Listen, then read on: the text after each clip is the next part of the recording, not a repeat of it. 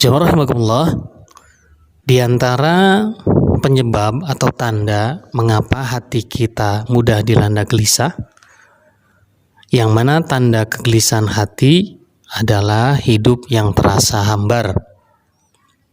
Sekali lagi, tanda kegelisahan hati adalah hidup yang terasa hambar. Segala sesuatu dijalani dengan hampa. Makan tidak enak, tidur pun tidak nyenyak. Oleh karena itu, saatnya kita kenali mengapa hati kita selalu gelisah. Yang mana jika terpelihara gelisah ini, sekali lagi itu penyebab separuh terjadinya atau terkenanya penyakit. Sebagaimana di awal tadi saya sampaikan. Ada ternyata 8 penyebab mengapa hati kita mudah dilanda gelisah. Dari berbagai literatur, dari Quran hadis yang saya sebagai yang masih belajar dan dhaif ini menemukan 8 hal penyebab mengapa hati kita mudah dilanda gelisah. Pertama, penyebab hati kita mudah dilanda gelisah yang pertama adalah karena banyaknya dosa. Jadi yang pertama, karena banyaknya dosa. Disadari atau tidak, ketika seseorang, baik dia mukmin laki-laki atau mukminin perempuan, muslim laki-laki dan muslimat perempuan, ya, berbuat dosa, maka pasti akan diliputi oleh rasa bersalah di hatinya. Dengan demikian, hatinya pun pasti akan menjadi gelisah, karena titik noda yang dia buat dari dosa itu mengotori hati, dampaknya adalah gelisah. Hidup merasa dalam keterasingan, punya teman banyak serasa tidak punya teman, punya sahabat dekat serasa tidak punya sahabat, punya keluarga dekat serasa tidak mendukung, tidak bisa jadi tempat curhat. Intinya merasa terasing dalam hidupnya.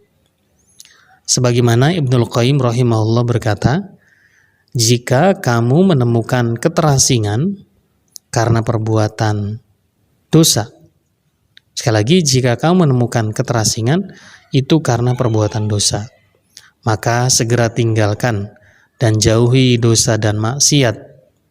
Niscaya hatimu akan tenang, karena hati tidak akan tenang dengan perbuatan dosa. Demikian Ibnul Qayyim al-Jauziyah menegaskan tentang kenapa hati manusia gelisah atau merasa terasing, merasa keterasingan, seakan-akan tidak ada orang yang dekat dengannya. Itu disebabkan karena banyaknya dosa. Jika kita, jamaah sekalian, ada di perasaan posisi demikian, mari kita mohon ampun, minimal istighfar, kita introspeksi diri, bahwa hakikatnya pasti kita semua kalau ditimbang, kira-kira kita ini banyak amal salahnya atau amal salahnya, amal solehnya, amal salah atau amal solehnya. Pasti kita akan menjawab, oh banyak amal salahnya. Jika kita ditanya, kira-kira kita banyak taat atau maksiat, pasti sadar kita akan mengaku, oh kita banyak maksiat. Jika kita ditanya, kira-kira kita ditimbang saat ini banyak pahala atau dosa, hakul yakin saya rata-rata orang menjawab akan rasa, oh banyak dosa Ustadz. Nah karena itulah banyak dosa ini, dan kita semua memang pasti punya dosa, sebagaimana kata Rasulullah, kullu bani Adam khata'un wa khairu khata'un at-tawabun. Semua anak cucu Adam itu pasti punya salah, punya dosa. Dan sebaik-baik orang yang berdosa punya salah adalah orang yang bertaubat pada Allah Subhanahu wa taala. Karena itu saya mengajak pada diri saya dan jamaah sekalian, jadi kenali penyebab hati dilanda gelisah, gundah, resah. Ternyata sebab utamanya adalah karena banyaknya dosa. Ini sebab yang pertama. Yang kedua, di antara penyebab hati kita mudah dilanda gelisah, yang kedua yaitu kurang bersyukur. Apa? Kurang bersyukur. Padahal Allah Subhanahu wa taala menciptakan segala sesuatu termasuk semua yang ada di langit dan yang ada di bumi dengan penuh kasih sayang dari Allah dan hanya untuk manusia dan semua ciptaannya. Hal ini Allah tegaskan dalam surat Hud, bisa dilihat ya, surat Hud surat ke-11 ayat 6. Saya yakin Bapak Ibu jamaah sekalian sudah tahu ayat ini, sering mendengar. Saya artikan saja, dan tidak ada binatang melata pun yang hidup di muka bumi ini melainkan Allah yang memberi rezekinya. Jadi sesungguhnya kalau bicara hakikat rezeki dalam rangka syukur itu, rezeki itu sesungguhnya jatah. Kerja itu ibadah, usaha ikhtiar itu ibadah. Sekali lagi saya tegaskan, sungguhnya supaya kita senantiasa bersyukur, tidak kufur, khususnya bab rezeki, ingatlah bahwa rezeki itu sesungguhnya jatah. Usaha bekerja itu ibadah. Kenapa demikian?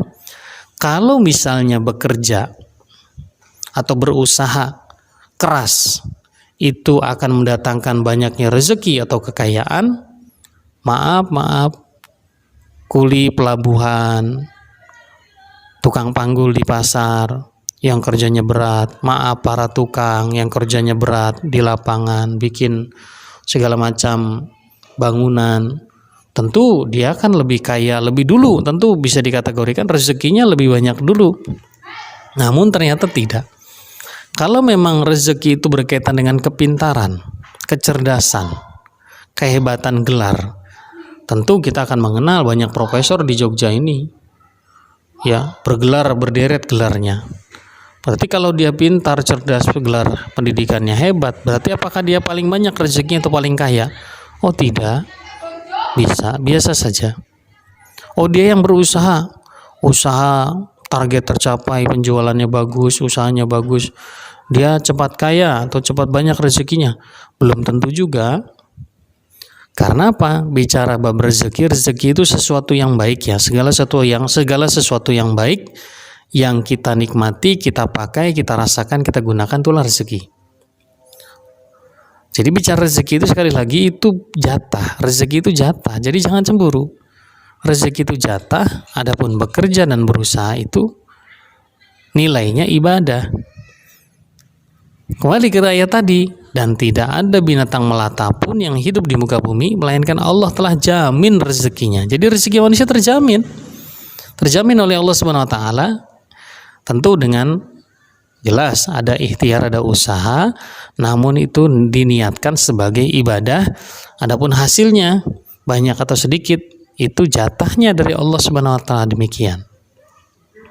Jadi ketika orang kurang bersyukur, merasa kurang terus,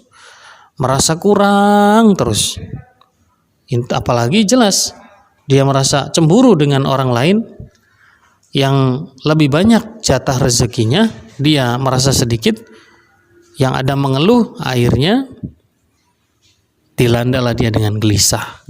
Sebagaimana kajian kita tentang tema penyebab manusia mudah dilanda gelisah ini. Jadi yang kedua adalah karena kurangnya bersyukur.